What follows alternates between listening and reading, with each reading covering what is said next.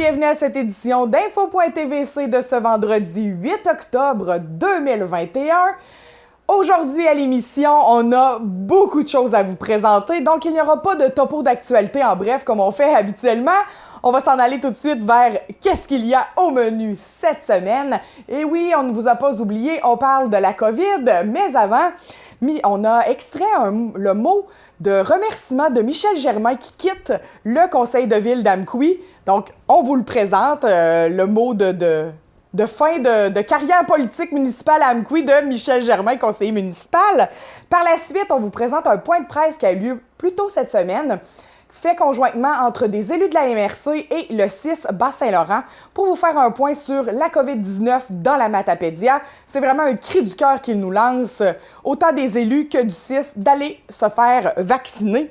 Ensuite, on se dirige vers une autre conférence de presse qui a lieu cette semaine, le lancement de la campagne aux élections municipales de Normand Bouliane au poste de maire d'Amqui. Et pour terminer, eh bien, on a une très bonne nouvelle pour les jeunes familles et les jeunes enfants de la Matapédia. Et on laisse le soin de la directrice du CPE Les Petits Flots, Doris Morin, de vous la présenter. Alors, bonne émission! Évidemment, c'est ma dernière séance publique du Conseil. Alors, j'ai essayé de pondre un texte à 3 ou 4 reprises parce que je me suis dit que ça serait plus facile si je lisais, puis finalement, je n'y suis pas arrivé. Je vais vous parler avec mon cœur ce soir, qui va peut-être grossir un peu. J'ai cherché un mot qui était l'équivalent de merci. J'en ai pas trouvé. Alors, je vais dire merci à 4 groupes. La population du quartier numéro 3, contrairement à Richard, je pense que le quartier numéro 3, c'est le plus beau de la ville d'Amqui. Je suis d'accord avec toi. J'ai rien contre ça. Je sais pas si moi, je suis positif, fait que je veux considérer ça comme un vote de confiance. J'ai pas été en élection quand j'ai été élu. J'ai été élu par acclamation, donc j'imagine que les gens du quartier numéro 3 m'ont fait confiance, puisqu'ils n'ont pas présenté de candidat pour m'affronter. Alors, c'était bien gentil. Je veux dire merci aux employés de l'hôtel de ville d'Amqui qui ont été d'une aide très, très précieuse. Puis les employés actuels, mais les employés du début aussi. Il y a 4 ans, il y avait des gens qui étaient là qui n'y sont plus. Puis je veux pas les oublier. Puis c'est un peu la même chose pour le 3e groupe que je veux remercier. Les gestionnaires. Il y en avait qui étaient là au début et ils ont quitté. Et l'équipe qui est là aujourd'hui. Tout le monde dans l'hôtel de ville, les gestionnaires, le personnel de l'hôtel de ville m'ont été d'un très grand secours. J'ai eu besoin d'aide souvent. Ils ont toujours été là, toujours avec le sourire. Puis j'avais jamais l'air de les déranger, même si je sais que je les dérangeais. C'est que c'était formidable. Puis mon dernier mot, le plus difficile, c'est pour vous autres. Quand on a été élu en 2017, on se connaissait pas beaucoup. C'est que vous étiez des collègues.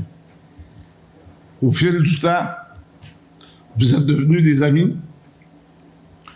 Puis aujourd'hui, je peux dire que vous êtes les frères et sœurs que j'ai jamais eus. Merci infiniment pour votre patience, pour votre aide.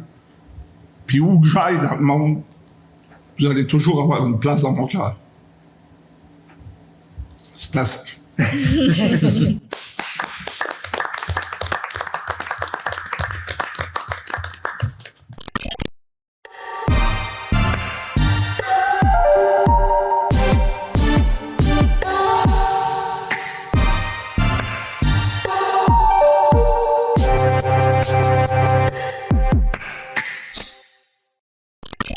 Nous avons été convoqués ce matin à une conférence de presse en collaboration de la Matapédia, de la MRC de la Matapédia et du CIS du Bas-Saint-Laurent. Un cri du cœur des élus pour la vaccination. Bienvenue à tous. Merci d'être là. Merci d'être présent. Rapidement, je vais, si vous le permettez, vous lire un petit mot, un message de Mme Claudie Deschênes, qui est la directrice des programmes de santé mentale et dépendance au CIS, mais qui est surtout la répondante des installations de la Matapédia. Alors, ce qu'elle dit, c'est qu'en raison d'une réunion qui retient tous les membres de l'équipe de direction du CIS du Bas-Saint-Laurent à Rimouski, Claudie Deschênes, effectivement, ne pourra être présente aujourd'hui. Ce qu'elle dit, c'est que ne pouvant être des vôtres aujourd'hui, je tiens d'emblée à remercier nos précieux partenaires de s'associer à nous en livrant un message puissant à la population de la Matapédia. Nous le savons trop bien, la dernière année et demie nous aura bousculé à plusieurs égards. La vie telle qu'on la connaissait a pris un tournant impossible à imaginer. Au Bas-Saint-Laurent, donc, à ce jour, plus de 4110 personnes ont été infectées par le coronavirus et de ce nombre, 54 en sont malheureusement décédés. Ces chiffres représentent des cellules familiales entières touchées directement par un virus qui a bouleversé leur vie à différents niveaux. Et c'est sans oublier, donc, notre réseau de la santé et des services sociaux qui a été soumis à une forte pression et qui demeure encore, donc, sur un pied d'alerte.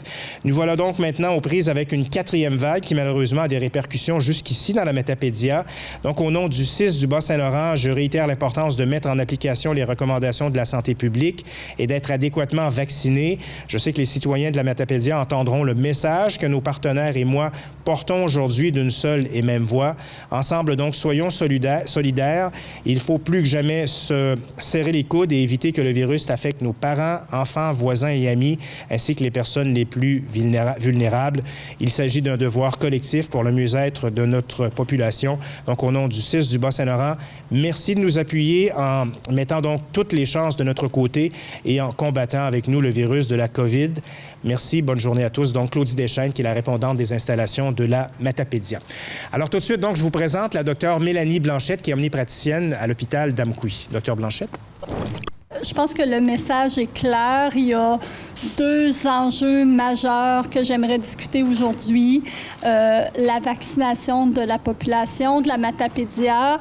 Je veux avoir un message positif. Hein. C'est sûr qu'on encourage les gens, mais vous avez les débats positifs et négatifs de la vaccination sur tous les réseaux sociaux, donc je n'entrerai pas là-dedans.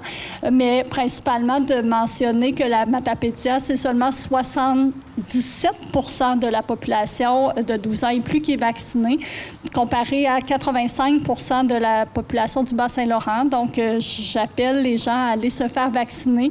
C'est quand même le seul moyen qu'on a de diminuer la mortalité, de ne pas séjourner aux soins intensifs, de ne pas être intubé. Donc, c'est le moyen que nous connaissons de diminuer les complications de la COVID-19.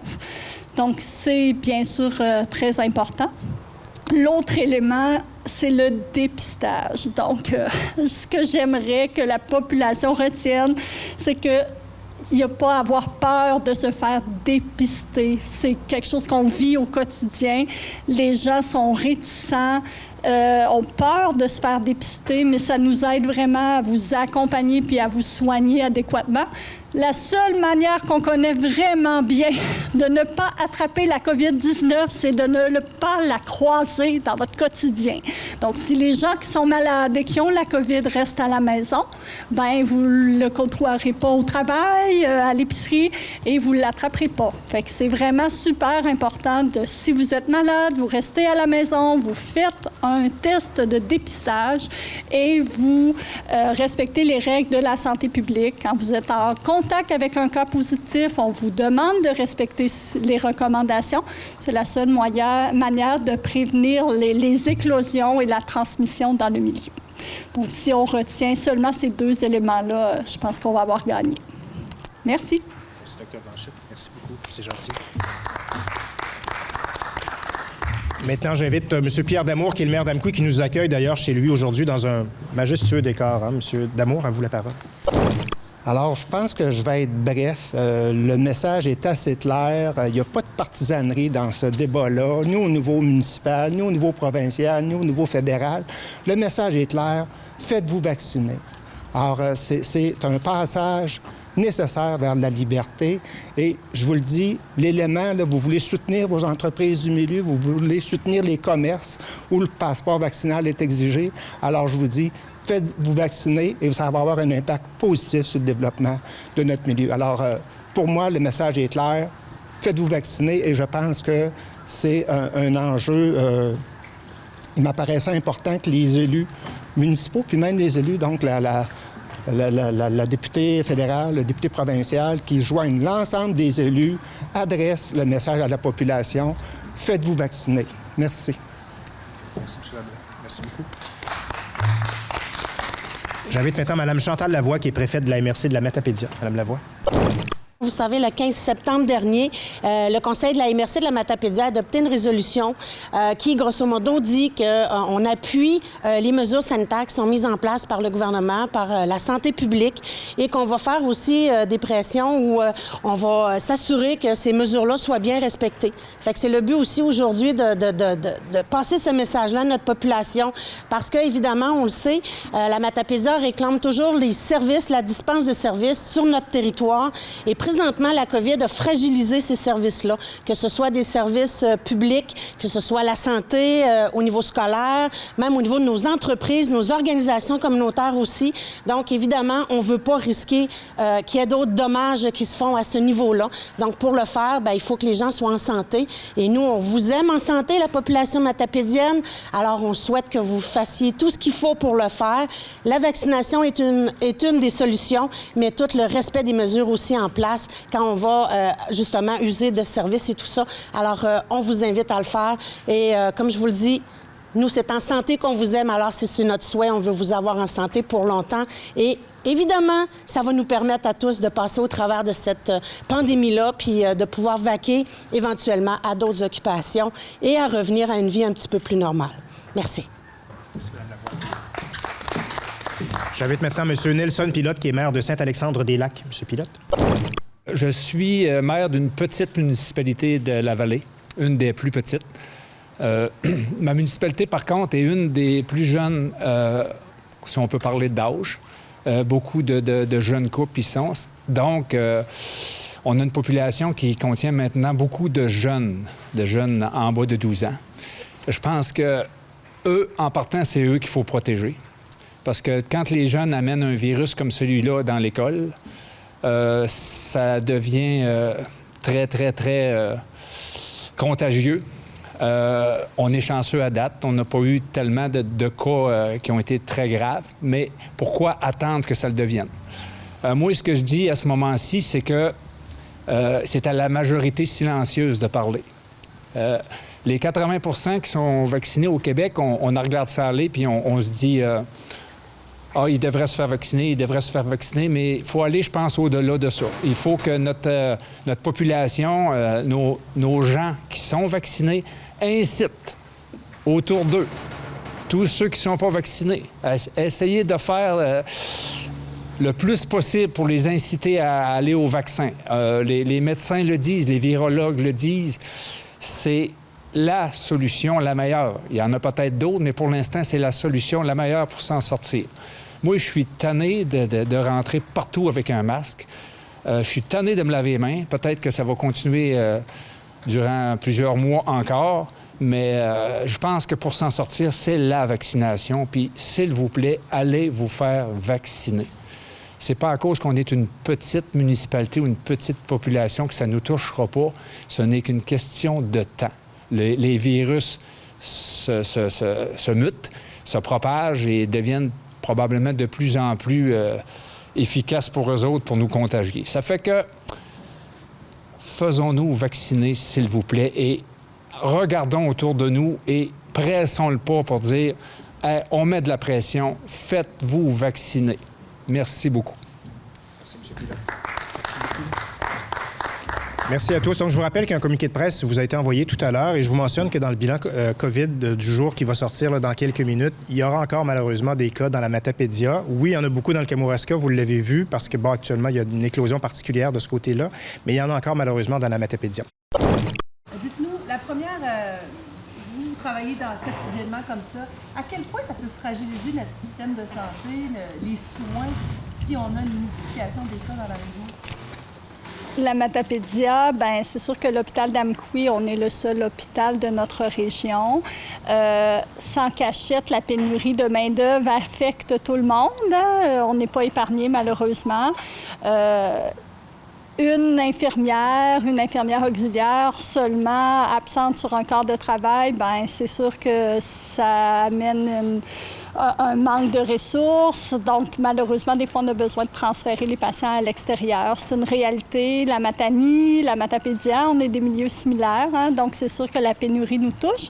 Et bien sûr, quand le nombre de cas explose, bien, même si on applique les mesures, bien, on est aussi des travailleurs de la santé qui ont des familles, qui côtoient d'autres gens. Donc, on peut attraper la COVID au travail et à la maison. Fait qu'on est isolé. Fait que rapidement, 1-2 personnes qui sont absentes du travail, bien, ça désorganise toute l'organisation. Mais qu'est-ce qui explique justement que dans la région, les gens sont moins vaccinés? Est-ce qu'il y a des causes? J'aimerais ça savoir. Je pense qu'un des enjeux, la population se mobilise et est très solidaire. Donc, je pense que dans les autres vagues, les gens ont été très, très prudents et on était épargnés. Hein? Fait que c'est sûr que je crois que c'est un enjeu quand même pour... avec le temps, on se fatigue, là, comme on disait tout à l'heure, hein, de porter le masque, laver les mains. On a hâte de voir nos familles, nos gens, de faire un colleux. Donc, je pense que c'est un des impacts. Là. Je pense qu'on croit que c'est ailleurs, mais malheureusement, là, on se rend compte que dans les 2 dernières semaines, ça arrive chez nous aussi. Dans ce que vous voyez dans votre travail, là, à quel point il y a une différence entre les gens qui sont vaccinés et les gens qui ne sont pas vaccinés en termes de la maladie? En fait, les gens qui sont vaccinés ont des symptômes moindres, sont vraiment moins malades. Et c'est ça. C'est sûr que c'est au niveau des complications, là, la présence, mettons, d'être aux soins intensifs. C'est sûr que les gens qui ont besoin de soins plus spécialisés puis qui se sont compliqués des COVID ne resteront pas à Amqui, hein, bien sûr, vont être amenés dans d'autres centres plus spécialisés. Fait que c'est sûr qu'au quotidien, c'est vraiment l'intensité des symptômes et les complications qu'on veut éviter avec la vaccination, par exemple. Puis avec le variant Delta, est-ce qu'on voit que ce qu'on entendait beaucoup au début de la pandémie, ça touche surtout les personnes un peu plus âgées, les gens vulnérables, là, ça tient plus du tout. Là. Oui, maintenant, on le sait, là, ça touche les gens de toutes les tranches d'âge. Fait que c'est sûr que la complication... Puis, tu sais, si on avait des bons facteurs de risque, on était sûr là, que parce que mamie, elle a 80 ans puis qu'elle est malade de son cœur et de ses poumons, que c'est elle qui va avoir la complication, ce serait peut-être plus simple à prévenir, mais c'est pas ce qu'on voit. Tu sais, ça peut être à tout âge qu'on peut avoir des complications. Dr. Blanchette, il y a eu des faibles positifs dans la Matapédia. Est-ce que vous pouvez nous expliquer c'est quoi un faible positif et comment on peut prévenir? Tu sais, dans le fond, on sait qu'il y a 2 jours de contagion où on n'a pas de symptômes. Tout ça, vu qu'on n'a pas été beaucoup touchés dans la Matapédia, on est un peu mal informés face à tout ça. Pouvez-vous nous faire un éclaircissement là-dessus? Bien, en fait, c'est pas limité au COVID-19. Hein? C'est sûr que la période, puis c'est le défi du COVID, hein, parce que c'est un nouveau virus. Donc, il y a toujours ce qu'on appelle la période d'incubation. Donc, si moi, j'ai la COVID et on se voit aujourd'hui, bien, vous allez développer les symptômes quand? Dans 3 jours, dans 5 jours, dans 10 jours. C'est là la difficulté. Donc, c'est pour ça là, que les mesures sanitaires sont en place et que les isolements, même si les gens sont pas malades puis que les premiers dépistages sont négatifs, qui doivent être maintenus jusqu'au bout. Fait que, tu sais, il faut faire confiance à la santé publique. C'est eux qui ont les données les plus à jour, les recommandations. Donc, c'est eux qui peuvent vraiment plus nous aider. Dans la partie faiblement positive, tu sais, ça dépend où on est par rapport à notre exposition. Donc, tu sais, je veux dire, on peut l'avoir fait la semaine dernière, pas avoir été très malade, donc sécréter moins de virus. Puis là, ben, hop, on est testé finalement en fin de course de notre maladie. Fait que, tu sais, ça se peut qu'on l'ait fait finalement, mais on le savait pas parce qu'on, tu sais, il peut y avoir des gens, on disait, il y a des gens qui ont des complications, mais il y a des gens qui sont asymptomatiques aussi, là. Donc, c'est là, selon le moment de l'exposition et de la maladie, qu'il peut y avoir des résultats qui sont faiblement positifs ou positifs. Est-ce qu'on a des gens hospitalisés dans la Matapédia présentement? Actuellement, à Amqui, non, parce que, vous savez, bien, les gens étaient référés vers Rimouski, hein, sur l'unité COVID. Effectivement, à partir de cette semaine, les gens vont possiblement rester dans les milieux. Donc, c'est ça. Mais actuellement, à Amqui, on n'en a pas. Il y a des gens de la Matapédia qui sont hospitalisés ailleurs. Est-ce qu'il y en a en ce moment? Oui. Le nombre, là, je ne sais pas, mais oui, il y en a, On en avait effectivement. 2 hier de hospitalisation. De- Je pense de qu'on la en aura 2 matatopsie. aujourd'hui, effectivement. Puis Puis, c'est comme c'est pas Pour le genre d'information quelques qu'on jours. donne normalement, là, Ouais. mais tu sais, effectivement. L'initiative de mobiliser là, la population avec les élus aujourd'hui et tout ça, est-ce que c'est une idée du CIS là, de dire là c'est urgent puis ça presse? ben, en fait, je pense qu'on vit dans les dernières semaines. J'imagine que c'est une initiative du CIS. Je ne peux pas vous répondre. Moi, c'est eux qui m'ont appelé. De tout le monde, d'un commun accord de tout le monde. Hein? Bon, c'est ça. Le PDG, Mme Malo, était en tournée dans la région la semaine dernière. Elle a rencontré les élus. Puis je pense que les élus ont fait part de leur volonté. Puis nous, on l'a. La santé publique, Dr. Leduc, le témoigne depuis plusieurs semaines que dans la Matapédia, c'est un peu préoccupant. Alors, d'où l'objectif de... C'est peut-être pas Dr. Blanchette à répondre à ça. Non, mais Dr. Blanchette en du Colorado, fait, de Bol- mais de Bol- je veux dire, on réalise au quotidien que là, Absolument. c'est pas ailleurs, que c'est rendu chez nous, hein, parce que tu sais, par exemple, à l'urgence, où on était prêt, on a fait des pratiques, tout ça, mais tu sais, dans les autres vagues, on n'a pas été touché, donc on n'a pas eu besoin de se pratiquer beaucoup. Mais malheureusement, dans les 2 dernières semaines, c'est une réalité qui nous a rattrapés. J'aurais une dernière question. Oui. Vous disiez tantôt que les gens ont peur de se faire dépister. Vous avez un message là, pour les convaincre? Bien, en fait, je pense qu'il y a différents volets. Hein. C'est sûr que, comme je disais tout à l'heure, là, je ne ferai pas le débat de la vaccination, mais tu sais, je pense qu'il y a une certaine partie de la population, peut-être face à la peur ou à l'opposition face au COVID. Fait que je pense que pour certaines personnes, le dépistage, les mesures sanitaires et la vaccination est comme un ensemble. Fait que j'ai l'impression que ça peut faire partie peut-être des défis. Mais je vois des mamans, c'est vrai que c'est un test désagréable. Hein? C'est un prélèvement nasopharyngé. Ça dure pas très longtemps, mais c'est 30 secondes. Mais je veux dire, les gens, on n'aime pas ça, là, que tenir notre enfant, faire un prélèvement. Fait que quand je parle de la peur, je pense que ça fait partie de ça. Par contre, quand on sait qu'est-ce qu'on traite, bien, je pense qu'on peut mieux accompagner. Tu sais, en similaire, si dans les éclosions d'influenza dans les dernières années, bien, c'est un prélèvement similaire qu'on fait aux gens. Puis, tu sais, les gens ne sont pas tant braqués, je pense, que contre le dépistage de la COVID. Fait que, tu sais, je pense qu'il ne faut pas avoir peur. Il n'y a pas de complications. Les parents peuvent être là pendant le prélèvement. Puis, tu sais, ça nous aide vraiment à orienter nos décisions cliniques. Est-ce qu'on sait si le dépistage par salive va venir dans les écoles matapédiennes? J'espère, mais pour le moment... C'est une question pour les enfants pour l'avoir vécu la semaine dernière. Oui. C'est moins paniquant que le gros Q-tip dans le nez. Bien, c'est vrai, mais tu sais, sans méchanceté, mais les parents, des fois, sont plus paniqués que les enfants. Fait que, tu sais, les enfants, tu sais, je veux dire, c'est sûr, là, que si on a... C'est vrai, là, tu sais, on colle notre petit, on fait faire le prélèvement, c'est désagréable, là. Mais tu sais, faire un rayon X des poumons, ça fait pas mal, puis les enfants pleurent, pareil, parce qu'on les tient, puis tout ça. Fait que, tu sais, je pense que c'est important. Ceci dit... Non, je veux pas de date d'indice pour le moment, là, non.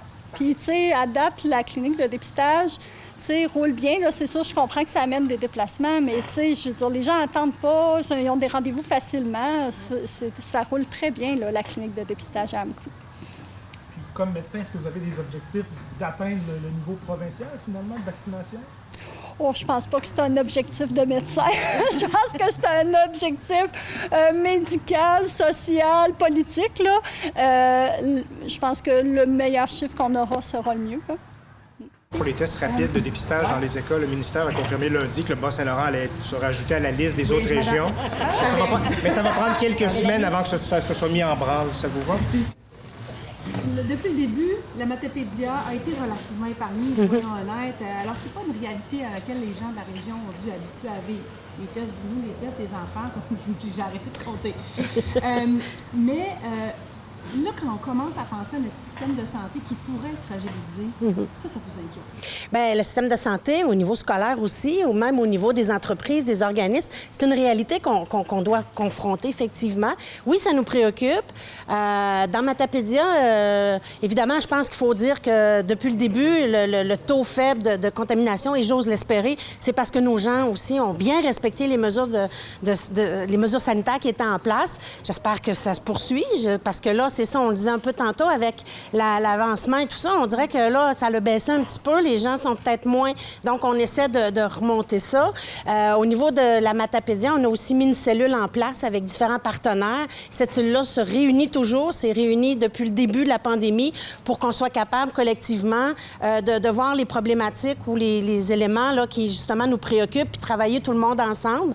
Parce que oui, il y a une réalité qui est là au niveau de la santé, du secteur de la santé, mais le politique est aussi interpellé là-dedans. Fait qu'au lieu de travailler chacun de notre bord, on pense que cette cellule-là nous permet de mettre nos forces ensemble et nous donne des résultats, je pense, intéressants. La conférence de ce matin, c'est aussi ça. Puis je pense qu'on va poursuivre. Mais là, on est rendu à un niveau où, justement, le fait que la population s'est bien préservée, qu'il y a eu une belle solidarité au niveau des mesures sanitaires dans la Matapédia, a fait peut-être qu'il y a eu moins de cas, qu'il y a peut-être moins sensibilisé nos gens, qui fait que peut-être, justement, ils sont moins portés à aller se faire vacciner. Donc, aujourd'hui, c'est un appel à dire, bien, écoutez, cette mesure-là, elle est vraiment importante. Les 2 dernières semaines, on a vu effectivement qu'on n'était pas à côté, qu'on n'était pas une exception sur la planète.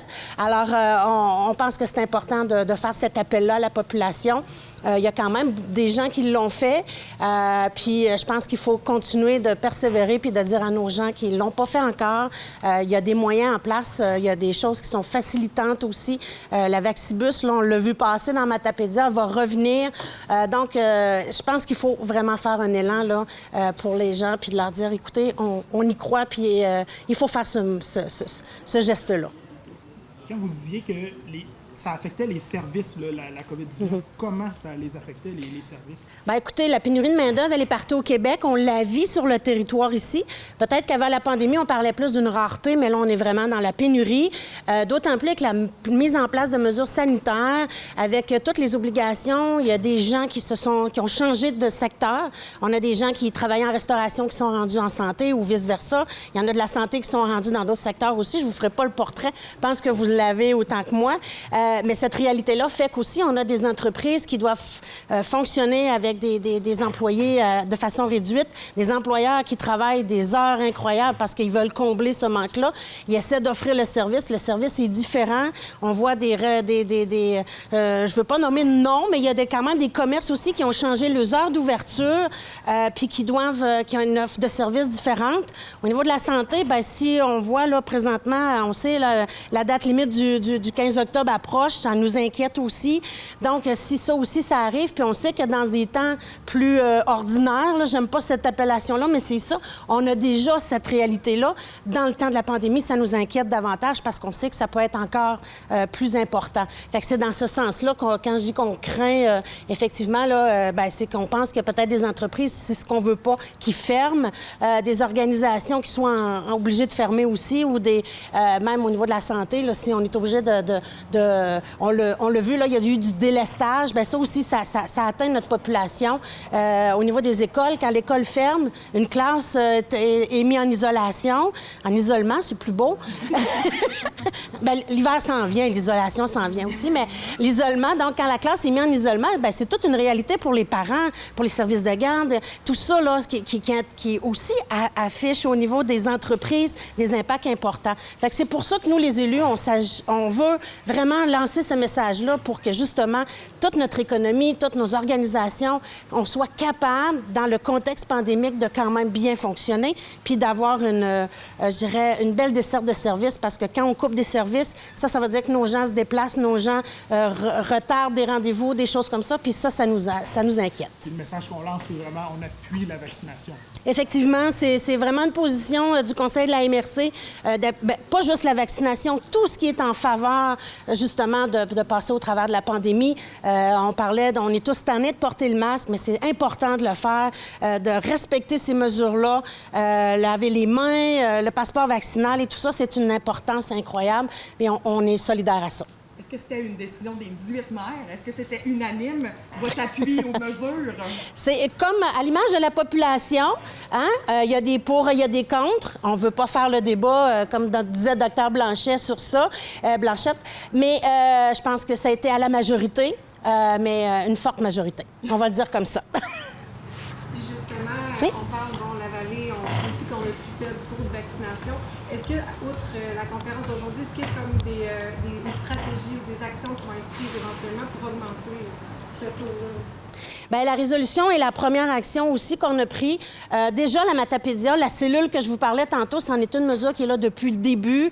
On travaille en collaboration vraiment avec tous nos partenaires, autant des affaires, du monde scolaire et tout ça. Fait que les stratégies ne sont pas toujours, puis vous le savez tout le monde, ça va tellement vite, ça évolue tellement rapidement au niveau des différentes mesures, entre autres, qui sont mises en place, des fermetures et tout ça.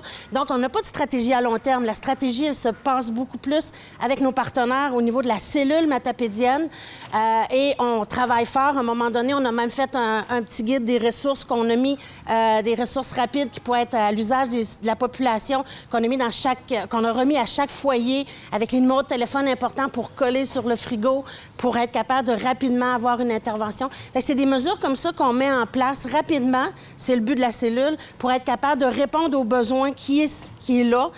Puis comme je vous le disais, la cellule qui a eu lieu la semaine dernière, c'est préoccupé beaucoup, justement, de la situation de la Matapédia. C'est pour ça, aujourd'hui, en partenariat avec le CI3S, on est là aussi, parce qu'ils participent aussi à la cellule. Donc, on est tous ensemble, là.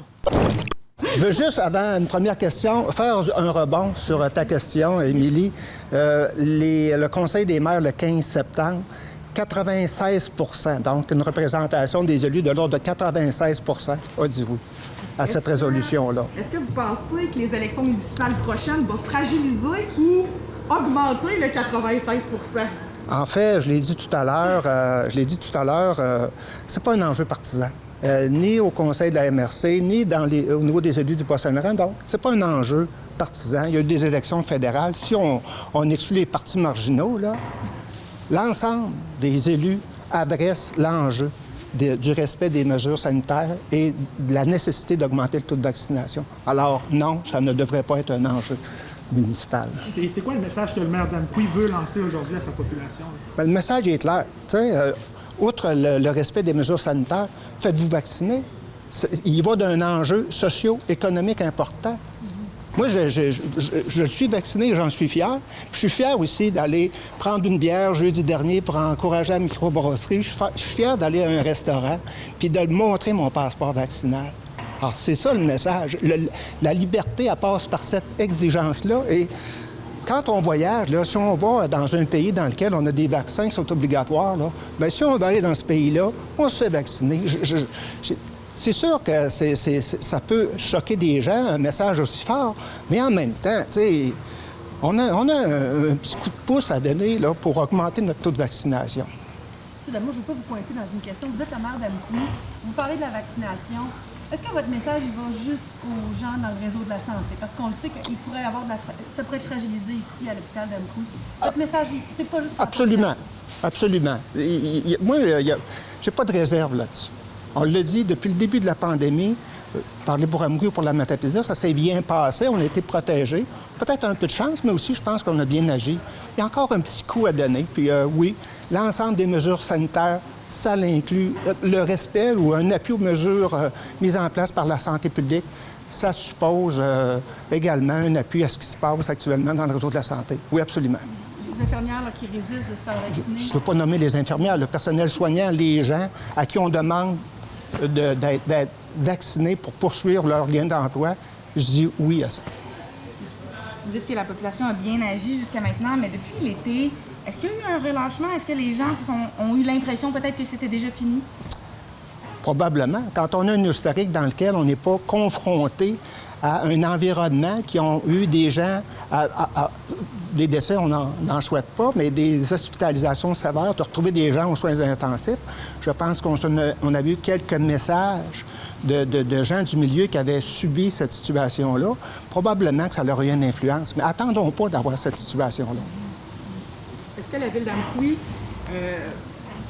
va être un bon citoyen, un excellent citoyen et passer outre, mettre plus encore de mesures dans ses infrastructures pour justement dire le message très fort, vacciner?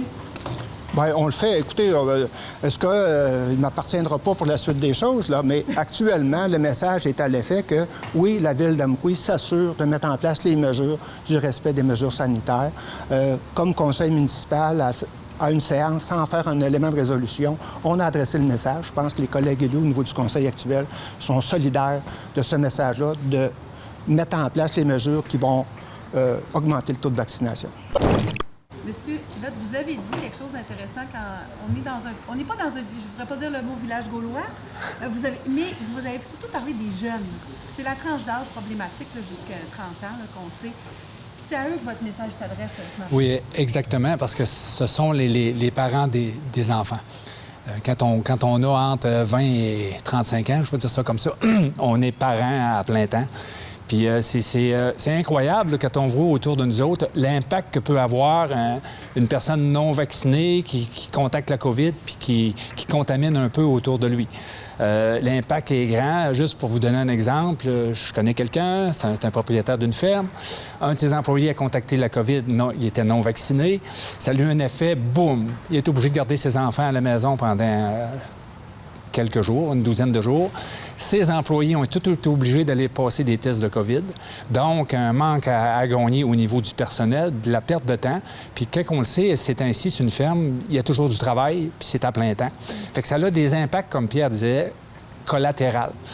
Puis, comme vous disiez tantôt, bien, c'est les jeunes aussi qu'il faut, les jeunes couples, les jeunes personnes, les irréductibles, on va les appeler comme ça, qui veulent pas. C'est de voir un peu l'impact que ça peut avoir. Moi, personnellement, j'ai été obligé d'aller en urgence là, à peu près 2 semaines. Puis j'étais vraiment découragé de voir ce qui se passait à l'hôpital. C'est l'hôpital d'Amqui, là. On n'est pas à Rimouski où il y a une unité de COVID. Puis de voir des infirmières travailler, dans quel contexte ils travaillaient. Maintenant, il faut que tu dises, il faut que ça arrête. Il faut que ça arrête. Puis le seul moyen, c'est vraiment de se faire vacciner, d'aller vers la vaccination pour atténuer l'ampleur des dégâts que ça peut faire dans un système d'une personne. Puis travailler dans ces conditions-là, là, habillé de la tête aux pieds, puis si cette infirmière-là aurait été ma deuxième voisine, je l'aurais même pas reconnue, tellement elle était équipée. Puis moi, elle venait me voir à toutes les heures à peu près, puis c'était la même chose. Puis changement de masque, changement de ci, changement de ça, hey, ça doit être atroce de passer une journée là-dedans. Faut que ça arrête. En tant que journaliste, c'est rare les gens qui vont nous donner un exemple concret comme vous venez de le faire, puis ça parle de... S'il y a quelqu'un qui est capable d'en convaincre aujourd'hui, vous allez risquer d'en convaincre. Alors, j'espère parce que je pense que c'est la solution. Puis comme je le disais tantôt en prélude, là, je suis tanné, moi. Personnellement, je suis tanné. J'ai des petits-enfants que ça l'a pris 1 an avec que je les vois. C'est dur. C'est dur. Puis là, on voit une 4e vague qui s'amène puis qui va probablement être dure envers les enfants. Ça fait qu'il faut prévoir, il faut juste, écoutez, mettons un peu d'eau dans notre vin pour ceux qui ne sont pas vaccinés. J'ai eu mes 2 vaccins, j'en suis pas mort, le gouvernement ne me contrôle pas. Je fais ce que je veux encore, puis je sens pas que j'ai une pression parce que j'ai été vacciné, que je suis un robot du gouvernement. À un moment donné, arrêtez, s'il vous plaît. Ne manquez pas le Télébingo tous les dimanches 12h30. Nous aurons droit cette saison à 40 séances, dont 4 méga bingos de 2500 $ et les premiers bingos du mois, la carte pleine est à 1000 $. En nouveauté cette année, achetez 4 cartes sur une seule feuille pour seulement 5 $. 4 fois plus de chances de gagner. Allez chercher vos cartes dans vos points de vente favoris.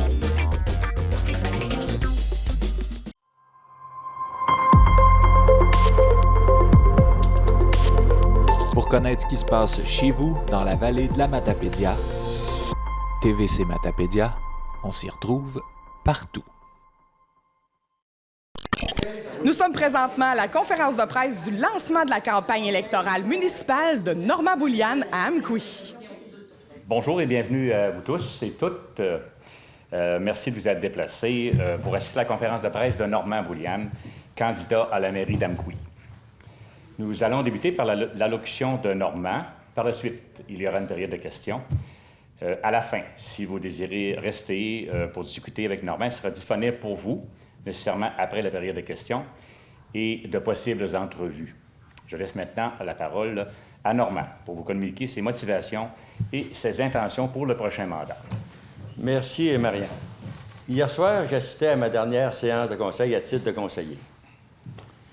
Aujourd'hui, je me sens prêt à relever un nouveau défi, celui d'être le prochain maire de la ville d'Amqui. Toujours présent pour Amqui, ce thème me colle à la peau. Je suis natif d'Amqui. Je suis toujours un citoyen d'Amqui très engagé dans ma communauté depuis plus de 40 ans. Le développement de ma ville et le mieux-être de mes concitoyennes et concitoyens me tiennent à cœur. J'ai 12 ans d'expérience à titre de conseiller à la Ville d'Amqui, ce qui fait de moi un très bon candidat à la mairie d'Amqui. Faire d'Amqui une ville dynamique et invitante passe par 5 priorités. Le développement économique et la promotion de l'achat local. Je mettrai l'accent sur une plus grande complicité avec nos femmes et nos hommes d'affaires.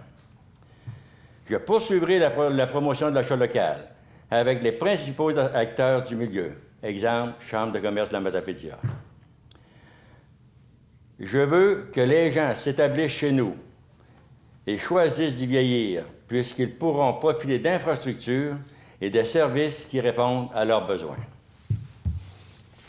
Loisirs, culture et tourisme. Ces 3 éléments sont essentiels si nous voulons faire d'Amqui une destination plutôt qu'une ville de passage. Je veux appuyer une utilisation dynamique de nos infrastructures en loisirs. Je désire aussi travailler à l'agrandissement et à l'embellissement du camping d'Amqui. Aussi, poursuivre une étroite collaboration avec l'organisme Diffusion Multicus. L'agriculture et l'environnement. Je tiens à soutenir l'agriculture, car c'est une activité économique importante pour notre ville. Et bien qu'Amqui est un petit joueur quant au changement climatique, nous devons aussi faire notre part. L'entreprise d'économie sociale et communautaire. Il est d'une grande importance de confirmer le rôle de ces organismes dans notre milieu. Services de santé et d'éducation. Nous devons travailler sans relâche au maintien et au développement de nos services. Municipalité des aînés. La Ville d'Amqui doit poursuivre le plan d'action MADA de 2018-2021. Si nous voulons qu'Amqui demeure une ville centre forte, on se doit de travailler en étroite collaboration avec la MRC de la Matapédia et les 17 autres municipalités qui en font partie. Je mènerai une campagne terrain. Je vais aller rencontrer mes concitoyennes et concitoyens pour connaître leurs réels besoins afin de bien les représenter, si je suis élu. C'est important pour moi d'être à l'écoute de tous pour faire avancer les dossiers. Alors maintenant, on va passer de l'expérience à l'action. Le 7 novembre prochain, j'ai besoin de vous. Je suis vraiment prêt à m'impliquer davantage pour ma ville et ce serait une grande fierté de vous représenter en tant que maire de la Ville d'Amqui. Merci à tous de vous être déplacés pour venir me rencontrer. Monsieur Bouliane, vous venez de faire une conférence de presse pour lancer votre campagne électorale. Vous vous sentez comment au jour 1 de la campagne électorale? Je me sens très fébrile, nerveux, mais très fébrile, et j'ai vraiment hâte de mener cette campagne et de vraiment relever ce beau défi. C'est un gros défi pour moi. Ça fait longtemps que j'envisage cette possibilité de devenir maire de la Ville d'Amqui. D'ailleurs, je m'étais déjà présenté dans une autre vie, mais là aujourd'hui, j'ai encore le goût de m'impliquer pour ma ville, puis pour son développement, puis c'est ce qui me tient à cœur. Les 4 dernières années, dans le fond, vous étiez sous le conseil municipal de Pierre Damour. Est-ce que vous avez est-ce qu'il y a eu des projets que vous aviez en tête qui ont été réalisés ou là, vous voyez une chance extraordinaire de mettre sur pied les choses que vous avez en tête depuis des années? Bien, il y a eu des choses qui ont avancé, effectivement. Moi, c'est évident que le camping, pour moi, ça fait 3 mandats que j'en parle, puis ça fait... Pour moi, c'est important. Effectivement, au début, j'ai quand même insisté pour que le camping fasse partie de notre mandat, et Pierre a su quand même répondre à ses exigences. Il y avait la passerelle qui va se faire aussi. La passerelle, c'était un besoin. On va voir, ça va être vraiment une belle passerelle, ça va être beau. Puis pour notre ville, puis pour les citoyens qui se promènent et qui l'utilisent, c'est vraiment un beau plus. Maintenant, pour le reste, regarde, il y a encore beaucoup de choses à faire. Il y a le garage municipal qui a commencé, il y a le Château Bellevue qui est arrivé. Mais on a beaucoup de dossiers encore qui sont à... Puis ça, regarde, dans un avenir assez proche, je vais en parler davantage. Mais le développement économique, l'achat local, j'en ai fait mention, notre service éducatif, notre hôpital, nos services, c'est important qu'on s'y rapproche puis qu'on travaille à conserver ce qu'on a. On a perdu beaucoup, mais on va tout le moins garder ce qui nous reste, on va tout faire pour le garder. Puis il y a bien sûr la MRC. La MRC, je veux créer vraiment un rapprochement avec la MRC, travailler en étroite collaboration avec Mme Lavoie, si je suis élu, puis les autres municipalités. C'est important qu'on soit ensemble. Amkoui ne peut pas vivre seul, puis les autres municipalités ont besoin d'Amkoui. C'est avec tout ça ensemble, va faire en sorte que notre ville, que notre MRC va s'épanouir. Oui, exactement. Vous êtes reconnu pour être quelqu'un qui s'investit beaucoup dans les loisirs, le sport. Est-ce que c'est une de vos priorités, ça, mettre de l'avant, vous l'avez nommé là, dans votre conférence de presse, mettre de l'avant les infrastructures? On sait que vous avez eu beaucoup d'argent, la ville d'Amkoui, pour les infrastructures. Et c'est quoi votre plan là-dessus? Bien, mon plan là-dessus, les loisirs, c'est évident que ça fait partie de mon ADN. Depuis toujours, j'ai été... Je suis un peu étiqueté aussi loisirs. Bon, regarde, je vais démontrer à la population que je peux faire plus que les loisirs. Mais les loisirs demeurent, pour moi, puis pour notre population, extrêmement important. Pour nos jeunes, pour tout l'ensemble de la population. Puis moi, je le dis souvent, les loisirs, là, oui, c'est le hockey, c'est le baseball, mais c'est aussi Diffusion Mordicus, c'est aussi notre cinéma, c'est aussi notre salle de quai. On a un terrain de golf qui est tout ça, de toute beauté. C'est tout ça, les loisirs, là. Puis c'est tout ça que je veux supporter, que je veux mettre tout en œuvre pour non seulement conserver tout ça, mais améliorer leur situation à tous les niveaux. Bien, merci, M. Boulian. Il me reste qu'à vous souhaiter bonne campagne et on se revoit le 7 novembre, probablement. On sait jamais. Je vais être très, très, très heureux d'être maire de la ville d'Amkoui le 7 novembre. J'invite la population à me faire confiance. Comme je le mentionne, j'ai beaucoup de vécu au loisir, mais j'ai beaucoup de vécu au niveau communautaire et dans d'autres domaines également. Fait que merci. Merci beaucoup. Pour nous joindre, composez le 418-629-4503 ou écrivez-nous à journaliste@tvcmatapedia.com. Restez à l'affût de toutes nos activités en nous suivant sur Facebook. Vous pouvez également regarder nos émissions en vous abonnant à notre chaîne YouTube.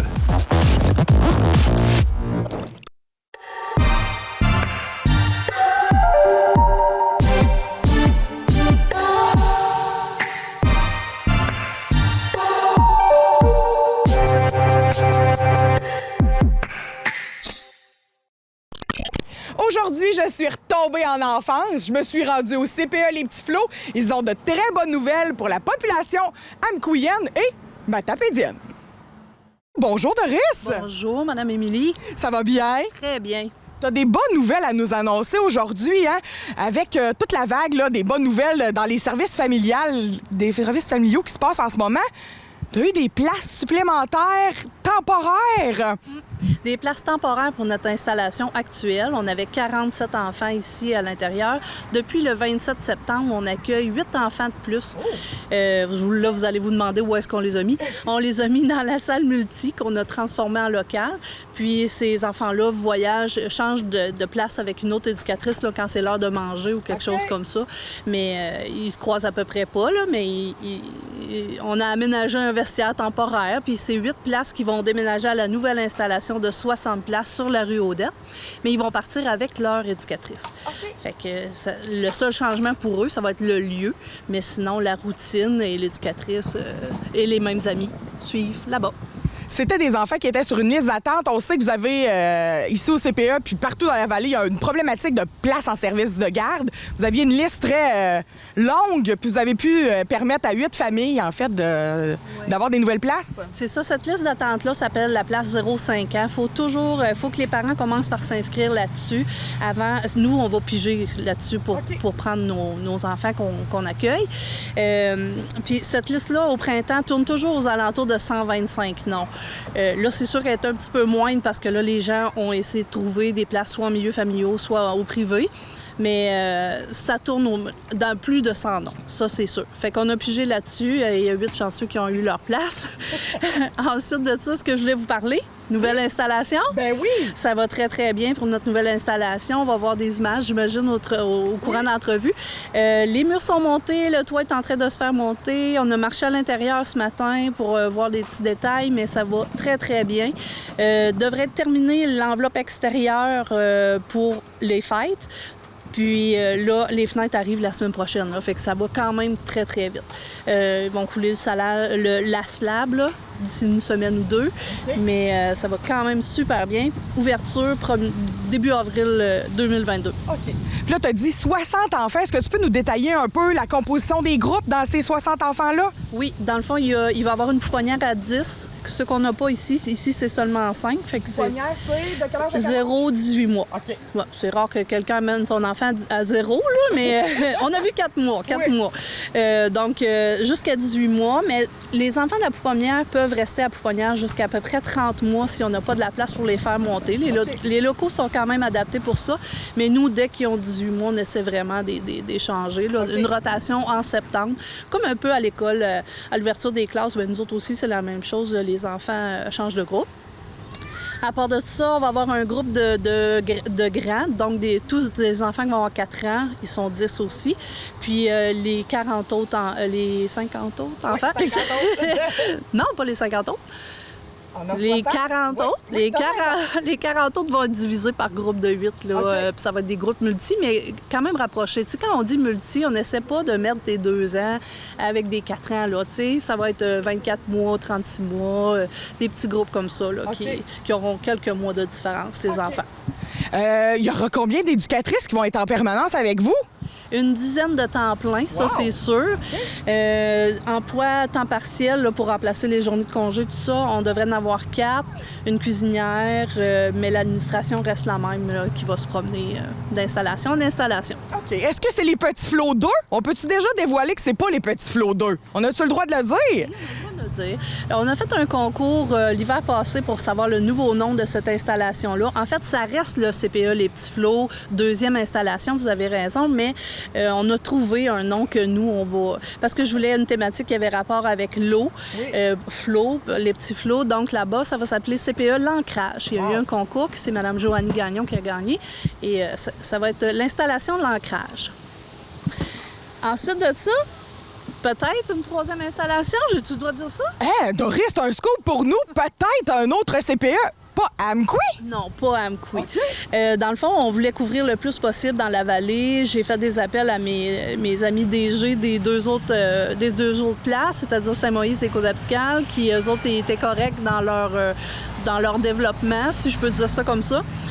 Nous, on avait été approchés par la municipalité du Lac-aux-Saumons il y a quelques années, puis on les a relancés parce qu'on a un appel d'offres qui devrait sortir dans les prochaines semaines pour d'autres places supplémentaires. OK, le gouvernement est très proactif. Là. Oui, on est dedans, ils ont compris l'urgence, fait qu'on y va. Moi, on a approché la municipalité, comme je vous l'ai dit, pour une construction neuve à Lac-aux-Saumons qui serait de 21 places. Okay. Donc, une pouponnière à 5, 2 groupes de 8, 21 places pour le Lac-aux-Saumons, c'est ce qu'on vise. Fait que on essaie d'être prêt le plus possible parce que l'appel d'offres, ça va aller rapidement. Il faut que les projets soient quasi montés quand on va déposer notre offre. Évidemment. Fait que on est dans les grosses démarches. On devrait pas mal être prêt pour le Lac-aux-Saumons.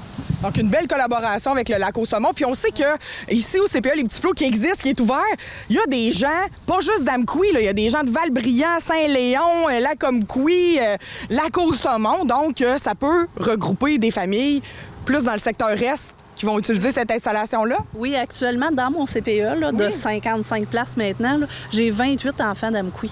Tous les autres viennent des municipalités environnantes. Okay. Fait que, donc, oui, la demande est là. C'est le fun. Oui, Amqui, c'est central, mais ce n'est pas uniquement réservé pour les gens d'Amqui. Fait qu'en ouvrant des installations dans les municipalités avoisinantes, ben, je crois que ça pourrait vraiment aider à notre problème de garde ici dans la vallée. C'est quoi l'avantage d'envoyer notre enfant dans un CPE vraiment, plutôt que de l'envoyer chez une madame qui garde à la maison? Bien, c'est très bien aussi. Là, quand on a confiance en la personne, tout ça, ça peut être très, très bien. Mais ici, c'est, je dirais, plus normé, programme éducatif. Les filles ne sont jamais seules aussi. On ne sait jamais. Tu sais, un cas problématique, un enfant qui fait une crise, qui se désorganise, ton groupe est désorganisé, tu as besoin d'aide, ta collègue est juste à côté, puis les toilettes communiquent. Fait que, alors, les filles ont juste à ouvrir la porte coulissante des toilettes et dire « Tu peux-tu m'aider? J'ai besoin d'aide ou j'ai besoin de respirer. » C'est entre autres une des avantages. Et le programme éducatif fait qu'en plus, les enfants, ils ont à peu près toute la même âge, cheminent à peu près au même rythme. Fait que c'est mieux. Pour l'avoir vécu, ton enfant qui a 4 ans versus s'il était avec toutes des 2 ans dans un milieu familial, ben, ça se peut qu'il plafonne. Ben, ici au CPA, ben, c'est comme une petite école. Fait que, ils s'en vont avec leur groupe d'âge, puis souvent, ça les aide à aller plus rapidement. Ah, ben c'est un très bon avantage. Doris, en terminant, peux-tu nous rappeler comment on fait, là? Il y a sûrement des mamans à la maison enceintes ou qui viennent d'accoucher ou qui ont le projet de devenir maman. Comment on fait pour réserver notre place pour appliquer? Bien, dans le fond, la porte d'entrée, c'est la place 0,5 ans, qui est la liste d'attente centralisée au Québec. Le numéro de téléphone, je ne sais pas par cœur, mais c'est sur Internet. Oui, c'est laplace0-5.com. Tout simplement. Puis vous arrivez là-dessus, vous vous inscrivez, puis vous précisez où est-ce que vous voulez qu'il soit inscrit. Si vous voulez qu'il soit en milieu familial ou en CPE, puis dans quelle municipalité. Vous avez juste à cocher. Selon ce que j'ai entendu dire.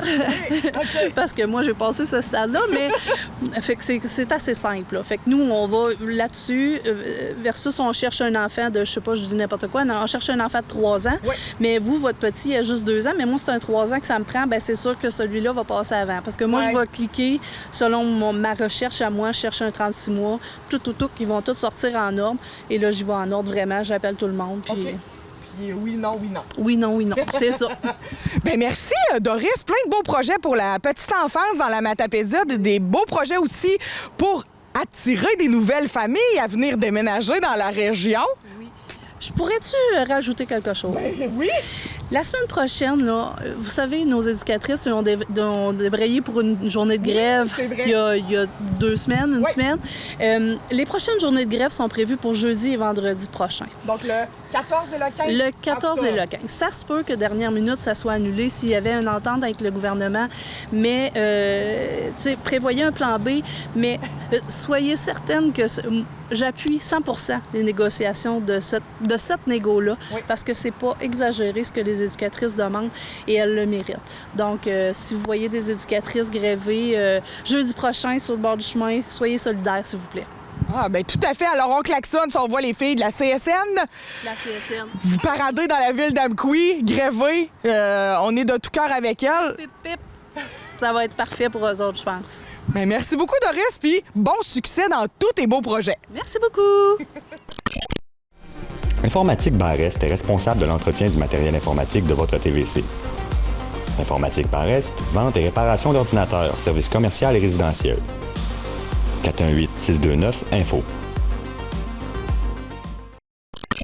Et voilà, c'est ce qui conclut notre émission d'aujourd'hui. Merci beaucoup encore une fois d'avoir été des nôtres. On se retrouve vendredi prochain pour un prochain Info.tvc. Mais d'ici là, ne manquez pas notre télébingo ce dimanche 12h30 où la carte pleine sera à 500 $. C'est un rendez-vous. Sinon, je vous souhaite une excellente semaine et on se revoit vendredi prochain.